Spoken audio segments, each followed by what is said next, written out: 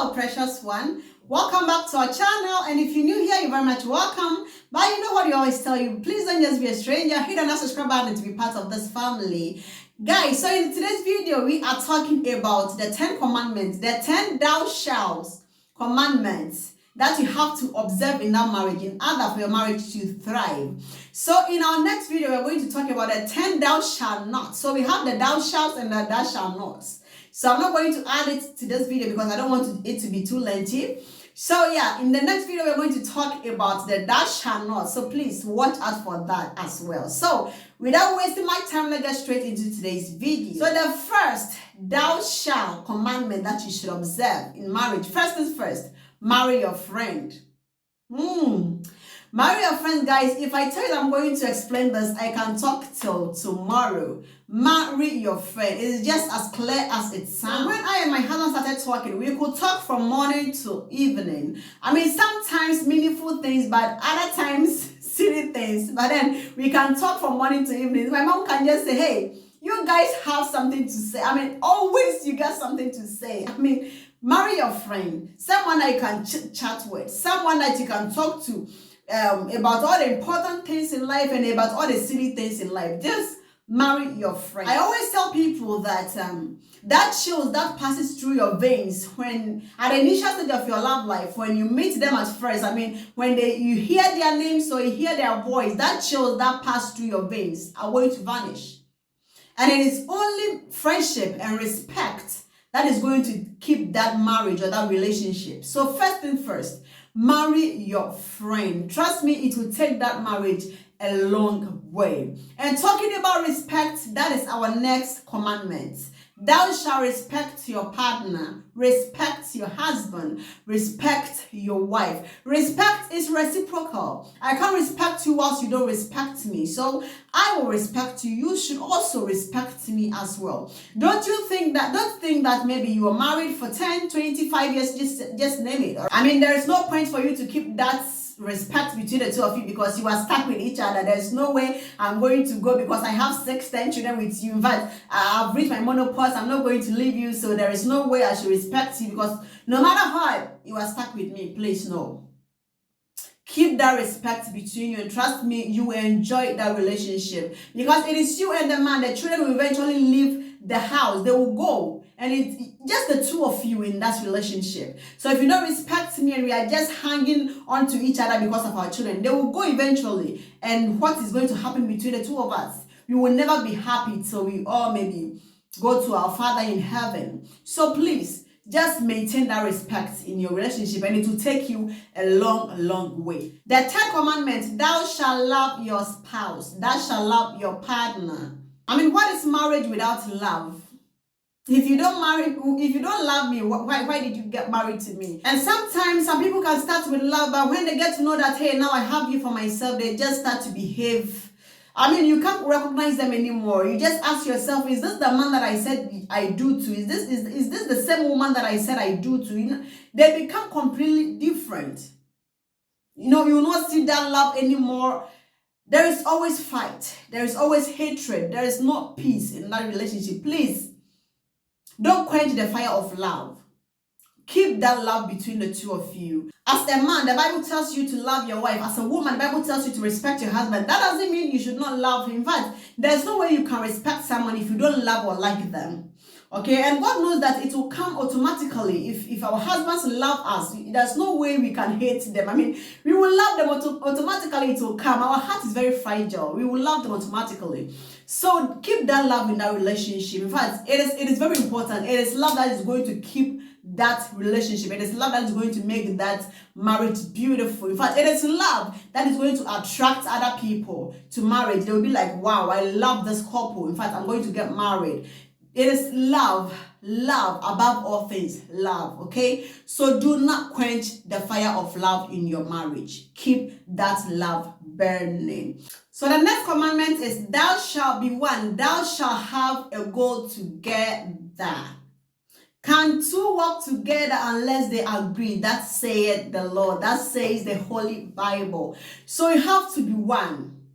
You have to have a goal together. You have to have the same aim. I mean, you have to be compatible. So you can't just have your own aim or your own agenda whilst your husband got his own thing. I mean, he's doing his own thing. Your face is facing here, his face is facing there. He says red, yours is blue. I mean, there is nothing that you agree on. There is nothing that's bring that oneness. You are completely different. I'm not talking about you being a different person and your husband to being a different person. In fact, the fact that you are a woman, your husband is also a man is enough reason that you are different. I'm not talking about that. But you don't seem to have something that you agree on. You are always at the opposite side. Trust me, that marriage will not thrive. That marriage will not flourish. If you want your marriage to last, if you want your marriage to be beautiful, you have to have the same goal. You have to aim at one particular thing, something that you are all interested in, something that you are working together to achieve. You have to be one.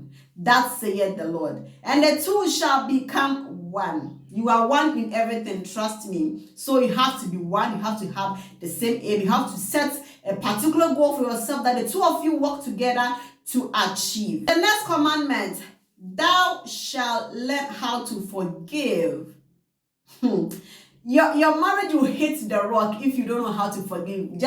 I should just be open about it. It will hit the rock. There is no way that marriage will stand if there is no forgiveness. Because there is no way the two of you are going to stay under the same roof without having small misunderstandings, without hurting each other sometimes. I mean, it is going to happen. Prepare yourself for that. And the only thing that makes things right all the time is when you know how to forgive. So if you don't have the spirit of forgiveness, ask the Lord. He is going to help you with it. Get a heart that forgives. Do not always hold things in your heart against the person. I mean, what are you going to get from it if you hold it in your heart? I mean, he is your husband, he's your wife. You are living together. So if you don't forgive and you hold it in your heart, you are hurting yourself. At the end of the day, you are still together. Learn how to forgive. Please, if you forgive someone, don't always remind them of it. And that also brings a lot of misunderstanding in marriage. I've wronged you, you've forgiven me. Why are you still reminding me of what I did yesterday? Why are you still reminding me of what I did 2 years ago? If you've forgiven me, fine. Forgive me and forget. So I'm laughing because I said this to a particular woman and she told me there's nothing like that. I can't forgive and forget. I can forgive but I can't forget. But try to forgive and forget. Do not remind your partner of their mistake that they did yesterday or maybe the past 3 days, the past 3 weeks. Since you've forgiven them, do not remind them again, all right? I mean, a man is more powerful when he knows how to forgive and say sorry.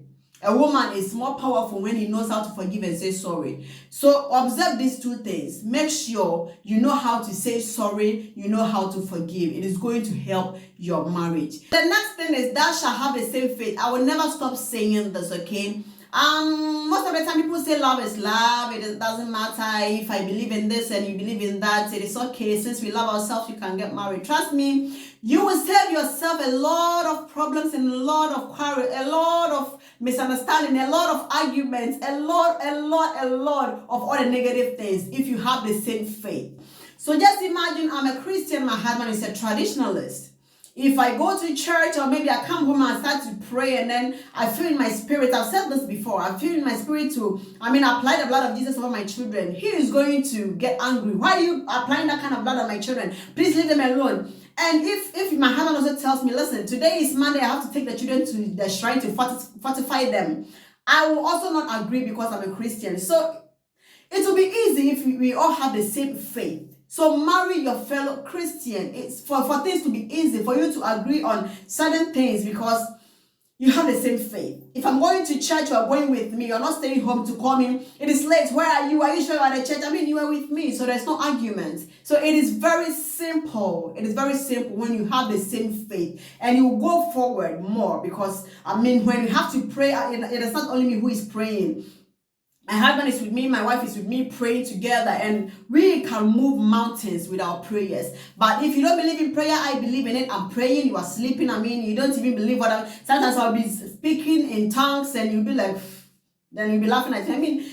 It will bring problems, all right? So marry someone that you have the same faith with, period, short, okay? The next commandment is thou shalt appreciate your partner. It is very essential in marriage. You have to learn how to appreciate your partner. Any way you can do it. I mean, people can do it in an expensive way. There's no problem if you can't afford it in an expensive way. Just verbally appreciate them. I mean, appreciate. In fact, I have a video on my channel where I talk about 3 inexpensive ways to appreciate your partner. I'll leave the link in the description box below. Please do well to watch it. Just appreciate your partner. It is very beautiful. When I'm doing something good and you like it and you're quiet sitting down, how am I going to know that you like it? Please open your mouth to appreciate me. Women love appreciation, and men do love it as well. We all love it, so why are you keeping it from me, please? The fact that you will get angry when I do the wrong thing, you will tell me you don't like that. Why can't you appreciate me when I do the right thing? Why can't you appreciate me when you think I'm doing well? I mean, appreciate your partner. It is very beautiful, and it really keeps that marriage strong, and it will go a long way. That marriage will go a long way if you know how to appreciate your partner at the right time, at the right place, with the right things. Appreciate your partner. It is very essential in marriage. So the next commandment is thou shalt know your spouse more than anyone else. Know him more than anyone else in this world. Okay, so you know I'm an open person, I'm an extrovert, and then today I'm kind of introvert. You should know that no, this is not my wife, this is not her usual self, so I should ask her what is happening. And sometimes, trust me, it's very frustrating and annoying when you know, sometimes women, we love to show off. So maybe there's something wrong with me, but I don't want to say it. I want my husband to be asking me, what is wrong with you? Why are you quiet, or why are you moody? So maybe one day I'll wake up, I'm very moody, I'm not verbal, I'm not talking, I'm very quiet. And then your man will be just walking around, behaving normal, like he has not recognized it at all. He doesn't care. I mean, he's going on his normal day. Everything is normal with him. It's very frustrating and annoying. So if you know me well, you should know that this is not me. This is not I'm not being myself. You should at least care and then ask, what is wrong with you? And this will happen only when you know your spouse. So know him more than anyone else. Know her more than anyone else. And sometimes when you go out and someone asks you, what's your husband's favorite food? And then you'll be like, do you think your husband will be happy about it? At least you live with me, so you should know my favorite things, okay? So it is very good to know your spouse more than anyone else. I mean, these are little things, these are petty things, but trust me, these are the things that brings conflict in marriage. To know your partner more than anyone else. To the extent that if someone tells you something about them, you will know that, my husband is not going to do this. I know him more than myself. The next commandment is, thou shalt support each other. Support me. My husband should support me. I should support him. If you don't support your spouse or your partner, who else will do that? If you don't support me and then cheer me up that, hey, you can do it, I believe in you, go for it. If you don't support me, if I'm doing something, who do you think will do that for me? I need your support as your wife. I need your support as your husband. So please support your spouse. If they're doing something that is great, don't just fold your arms and look at them. Support them. These things makes marriage beautiful. Support them in any little way that you can. Maybe sometimes with your words, because sometimes maybe your husband is writing an exam. There's no way you can go to the exams room and then write the exams with him. Your support, back him up with your words. Support him, encourage him. Sometimes when he's studying at night, you not just go to bed and sleep. You be with him. You know you can't just add up to what he's studying, but being with him there, he will know that my wife is in this with me. Support him. I don't want this video to be too lengthy, so I'm not going to explain it too much, but I know you're wise, you know what I'm saying. Support your husband or your wife. It will take that marriage a long way. And the last commandment is, don't just marry your husband. Don't just marry only your wife. Just make sure or know that you are marrying her and her family. You are marrying that man and his family. You are not just taking him from his family, taking her from his family. Don't go to your mother. Don't go to this. Please. You are not marrying just that woman. You are marrying a whole family. Just make sure you get yourself involved. I'm not saying you should open door for the family to come in. Today, uncle is coming tomorrow. No. but you should know better. I hope you get what I'm trying to say. Make sure you are not keeping that woman from her family. Make sure you're not keeping that man from her family. Get involved. If you get married and you know the relationship your husband has with his mother is great, get yourself involved. Don't get jealous. I mean, marry all the family, and trust me, you will be very, very happy if you do that. And this brings us to the end of this video. And as I told you, in the next video we are going to talk about the 10 thou shalt not. So please don't miss that video. Like my video, share it with your family and friends, and subscribe to this channel. Hit that notification bell so that when I upload this video, YouTube will notify you of it so that you can watch and then you will keep growing. Thank you so much for watching. As I always tell you, you can only be the best version of yourself in Christ Jesus. Stay blessed. Take good care of yourself. And don't wait to get a reason before you get happy. Be happy, genuinely happy. I always say this. Don't fake your happiness. Be genuinely happy all the time, because happiness is a medicine for the body and the soul as well. Thanks so much for watching. Till I see you again in my next video. I love you. Shalom.